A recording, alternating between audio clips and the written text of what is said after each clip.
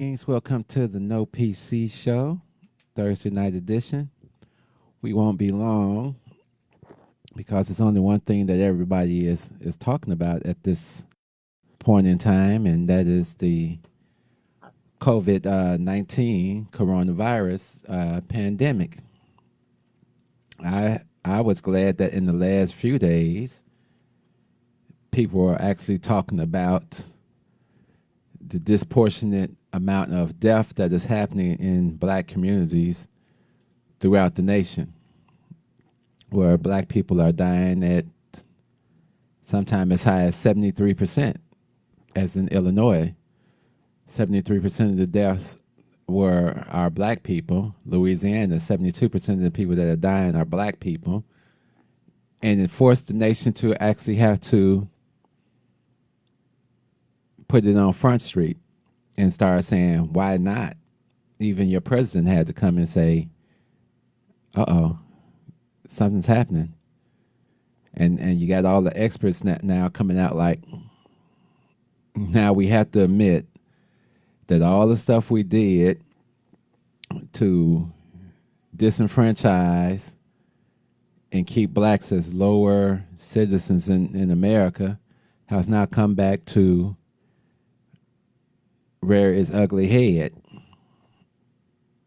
Now, we thought our systems that we had in place were safe. It kept the Negro in its place, and we continue to amass wealth, and that's why we elected President Trump. And a lot of people are like, well, how are you going to relate that to COVID-19? Well, we're relating it to everything before COVID-19, where a lot of our neighborhoods are food deserts, inadequate health centers, inadequate housing, inadequate education, and so on and so on and so on. Where people say, well, you can fight to get out. Yeah, individually, I say it all the time, individually you can fight and be successful as you want to be. If you ain't got nobody else to worry about but you, I don't understand why you ain't successful if you ain't got nobody else to worry about but you. You can get out here and hustle it up and have no concerns and get your money up and get your game up. It's America. That's what it's made for. We're often talking about groups. America doesn't care about individual progress. They care about group progress. So as for us in this pandemic, and one of the biggest things that I've been thinking about that's going to come out of this is that when we were getting ready to make these moves toward reparations in this country, this is now said that will never happen for black people. So I think we have to stop talking about reparations in America, because as of when that virus hit this coast, wiped out any chance of any reparations for black people. I'm just going to put that out there front. So I'm probably not going to talk about it no more. It's something that's needed, but how are we going to get it now? You got over 16 million people filing for unemployment. The total of cases, confirmed cases worldwide, is 1.6 million. We're almost at 100,000 deaths worldwide. I think we're at 16,000 deaths in the United States. Chicago, I think we're at or Illinois, we're at 550, somewhere around there. But as far as the people addressing the black issue now, there was, I gotta stop saying it, there was a black doctor that came on TV, and she talked about the situation, but you always feel like they're not telling you everything. But there was a doctor today on the radio, and they were being more truthful. The truth is going to slowly come out. Decisions are being made. Decisions are being made on who's going to live and who's going to die. Your healthcare facility, even though the president has now said that if you test positive, that you will not have to pay for your treatment. Doesn't seem to make a difference. there's a lot of underlying things that happen with this virus and with black people who seem to have the higher levels of high blood pressure, heart disease, asthma, diabetes. These will be considered contributing factors. And when they're treating people, they're going to look at your health history versus somebody that's generally always healthy. And they may have to make a call that you ain't going to make it.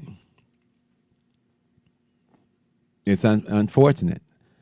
Another one of the things is are we practicing social distancing as required? And I have to say, where my store is in South Shore, no, not even close. I see people all day long, hugged up, holding hands, and all other types of stuff that's going on. Going to the liquor store, going into Sharks, continue to get haircuts. There was just a story came out yesterday. Lady said her husband went out and got a haircut. After that point, he started getting sick. He's dead now. I got a birthday coming up next week. I could use the haircut, but guess who's going to be cutting it? I'm going to be cutting it myself. Actually, even shutting down my shop as far as the physical location. We'll still be able to do some remote access and by appointment type things, but I basically cleared off all the workload that was in my store. I've got one machine I'm still working on, but after I clear that off the schedule, not really intaking any computers right now, because it's getting to that level of seriousness that next week is supposed to be the peak week here in Chicago, and they've got the convention centers and all that. But don't think you'll be able to walk into that. The only way you get to there is if you're transferred there from another facility. I want to stress to people too, because people thinking, oh well, they got ventilators and that. No. If you have to be put on a ventilator, that is like the last resort. 80% of the people that have been put on the ventilators die. Not 50-50, 80. Those aren't good numbers. So if we got 72% of us dying, 80% being put on ventilators, what are the main hospitals that we have here in Chicago in the inner city? Providence, the county. The county stays over flooding already. They said they got about 3,000. It was like 3,000 available spaces at the McCormick place, and then a couple other places they got a couple more thousand. But then they showed they've built a morgue, a makeshift morgue in the warehouse, and they brought in all this air conditioning, cooling devices, and they said they're going to be prepared to hold about 1,000 bodies up in there, because that's what they're estimating. It's real out here, people, and that's all I'm saying is it's a very real situation. I don't know if people are thinking it's a game out here. We don't know. I was going to take some calls tonight, but I don't think I plugged in my phone. Maybe I can walk over there and get it, but nobody calls in anyway. It's up on the YouTube side. So this is it's not getting scary. It's getting real. Here's a statement that they put on CNN today. What's happening is black folks are getting infected more because they are exposed more. Basically saying that we have a lot of jobs that are like frontline jobs, like bus drivers. A couple of bus drivers have died. Postal workers. Usually we have a lot of general public type of jobs that we work in, and which puts us in contact with the public more often. So a lot of people are getting affected that way, and they're dying. A lot have borne the burden of chronic illnesses, divestment, active neglect of the community, meaning that your government is not putting the money where the money needs to be. Hence, $2 billion to the Lincoln Yard, while all the inner city areas that could benefit from that type of money get pennies. It says, when I look at it, this is what the doctor said. She said, when I look at it, it's because of structural racism, which puts us in the forward-facing jobs so that we are exposed and less valued and don't have the protection that we need. This is a doctor, black doctor. We're exposed. We're on the front line. But aren't we always on the front line? Aren't we always on the bottom of the list?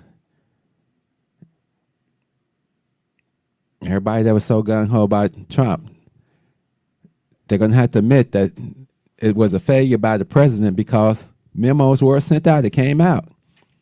Memos were sent out. But remember, he said he doesn't have to read anything because he knows everything. He's the president. He didn't act quick enough. He came on TV and said, "Oh, well, we shut down the borders." No, you didn't. You didn't shut it down for this reason. You were on TV, running your mouth as usual, not knowing what you're talking about. Being arrogant as Americans do, that's never going to come over here. That's why we sent all those ventilators to China when they had that outbreak, never believing that it would hit America. There's a thing out here where people say perception is reality. No, reality is reality. Just because you feel a certain way about a certain thing, that means nothing if it's untrue. The reality is we've got an incompetent in the White House, and the reality is starting to set in on him because he has no idea what to do in this situation. He's been forced now to actually listen to people. He doesn't want the death of all these people on his head, but guess what? He's going to get it. You know why? Because that's what it is. You the president. Right now, I'm just looking at the total that's a counter, and it just keeps going up, and it says 16,498 deaths in the United States. 25,000 have recovered. That's out of half a million cases. 500,000 cases. And we only got numbers for 40,000, which means most of those people are still out there sick.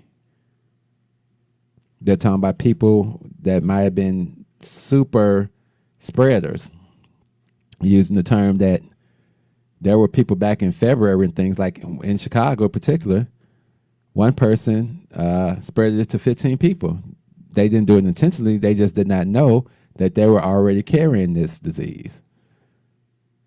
I tell people all the time, I said, what is the chances that most of us aren't infected already? This thing was here possibly in December. It was already on the coast. We didn't start any active programs until what? The middle of March? It spread through China like within a week. So imagine 3 months. The chances that this thing could spread across the United States in 3 months is plausible. It's not, oh, that couldn't happen. No, it's plausible. If you look at the map of where it's at, it makes you think it's airborne because it's spread in such a manner that's, wow, this is crazy. And it's a super virus, and it's not done. And they're still saying the worst is yet to come, the worst is yet to come. They already said they expect 1.6 million people to die worldwide from this. We're just getting to 100,000. that means 10 times the amount of people that have died will die. This will be the biggest amount of death that any of us have seen in our lifetime,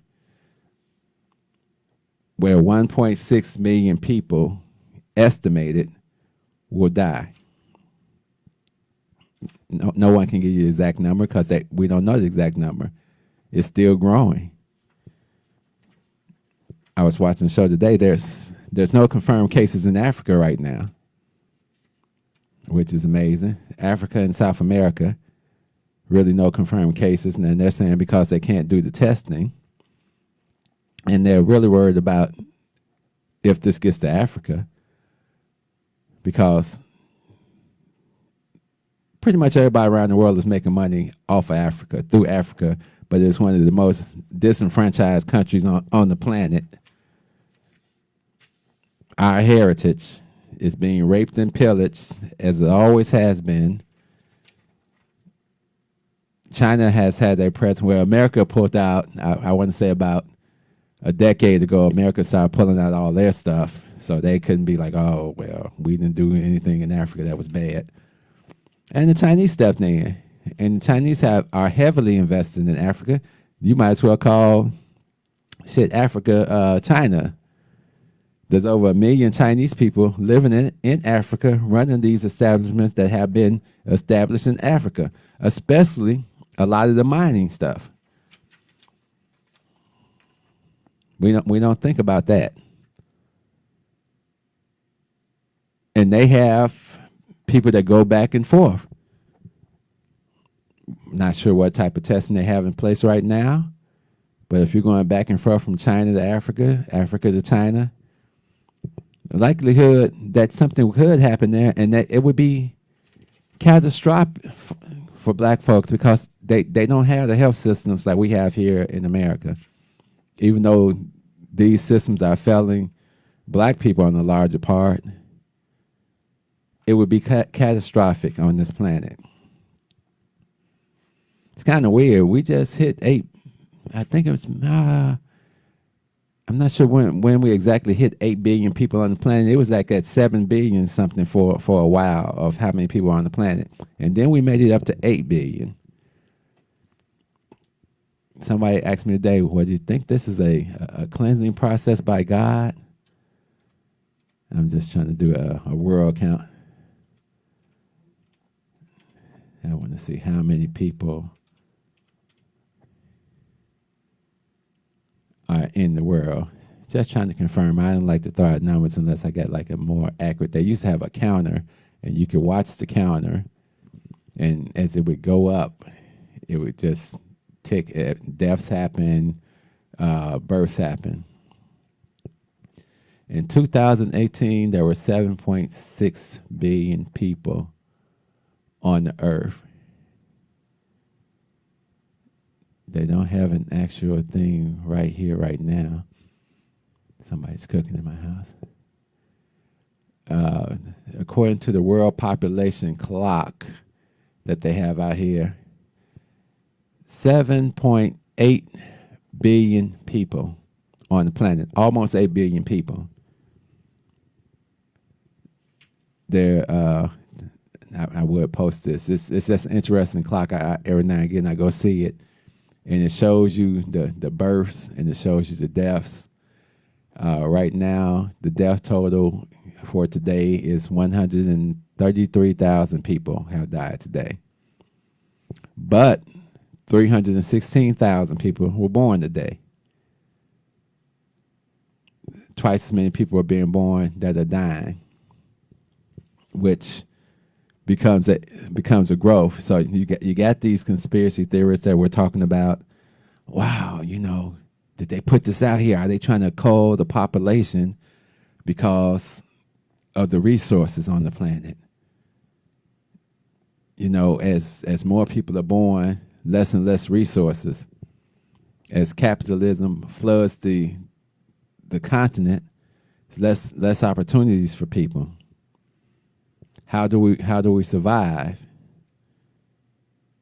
Famines and pandemics and things like this come about and clear the people. Even if you got rid of 1.6 million, there's still a ton of people on the planet. They kind of give you a breakdown of where everybody is at. And there's a large percentage. China has 1.5 billion people. India has almost 4 billion people. America is next in that line with 330 million people. It's 330 million of us, but out of that 330 million, it's only 44 million black people. That's not even a third. So we're not even a third of the population, but we have the most deaf. We got to look at that. I just want everybody to start taking this a little more serious, start adjusting your schedules and your interactions, and do what you have to do. We know the symptoms. I'm going to give you a little self-care stuff that I picked up, and this is some of the stuff I've been doing anyway. It says, if you have symptoms, and even if you don't have symptoms, stay at home. Some of the things you can do, because most likely you will not get to be in a hospital if you don't meet all these requirements: temperature, traveling, being in contact with other folks that have acquired this virus. You're not getting in. They will send you home. They're going to tell you, keep warm, get you some rest, get you some sleep, drink plenty of liquids, get you a humidifier, take a nice hot shower so the steam, and that's what I do that every night before I go to bed. I take a nice steam shower. We've got a humidifier for our room. We haven't had any issues with sore throats or anything like that. My wife has allergies. I don't have allergies. But, every now and again, we live in an area that day when it was warm, the pollen counts and things were up like that. Sometimes we'll have the ceiling fan on, which we probably shouldn't, because you wake up stopped up. The air in our house is dry, so you wake up dry quite often. So I drink a lot of water and things like that consistently throughout the day. And these are the type of things that should help. Because like they say, you can try. They tell you, even if you feel like you got symptoms, call the hospital, let the hospital tell you what to do. Because the hospitals, for a regular appointment, you can't get in. This is the way of the world now. You can't get in. There's only old folks are dying. No, young folks are dying too. People way younger than me. I'll be turning 55, and every day I seem to turn on the TV, it's tons of people. The majority of cases I hear about are younger people dying with these ailments.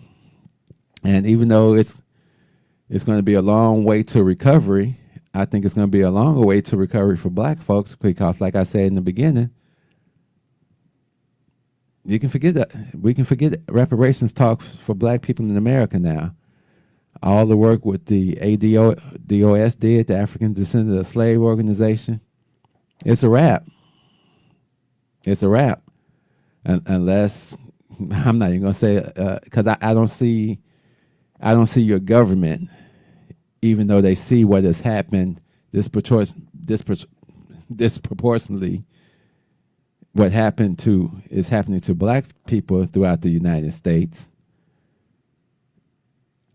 I would love to believe that they're going to come up with a plan, and they may come up with a plan to say, let's give them more treatment, but we're still not going to change what we've been doing for the last 4 centuries in this country. And that's the sad fact that we have to live with, that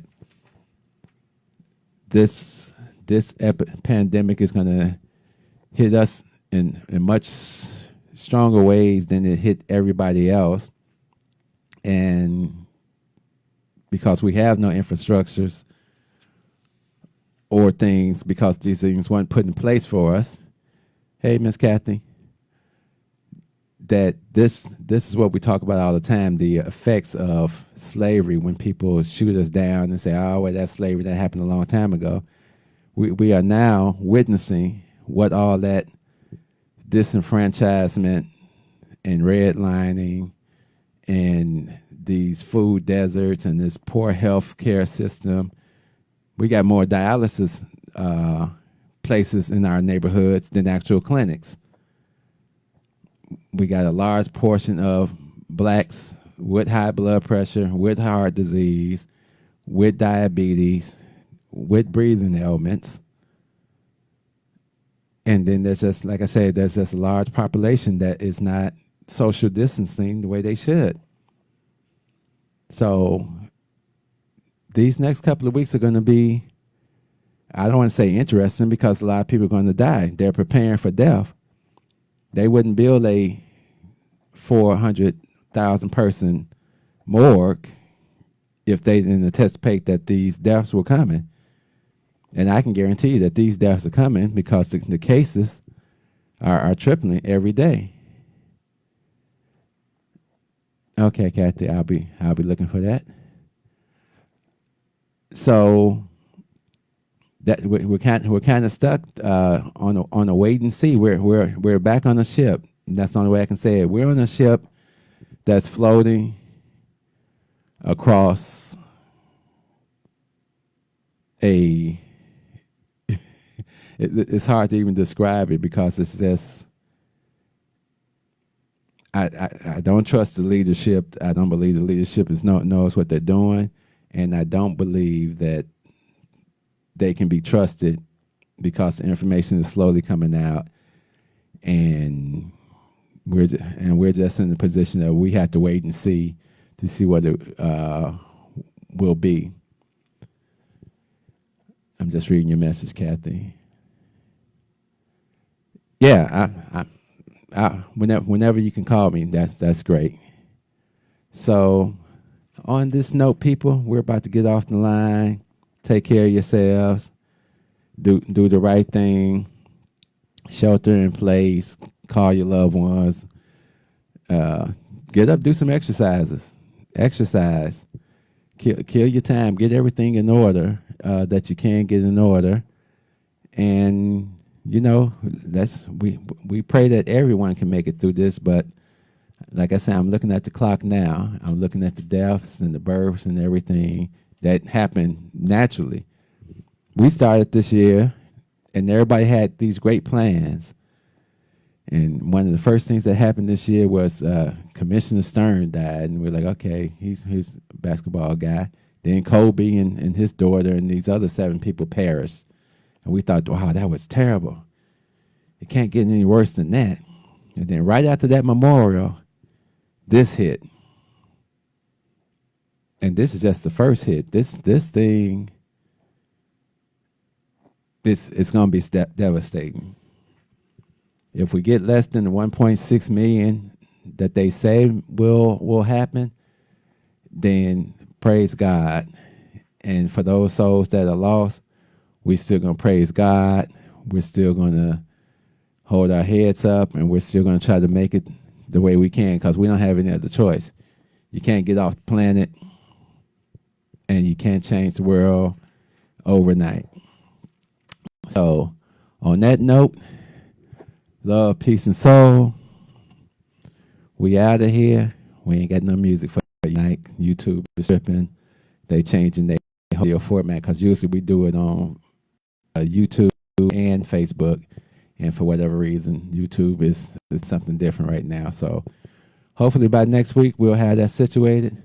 But everybody have a great night. Love you all. Stay strong. Peace.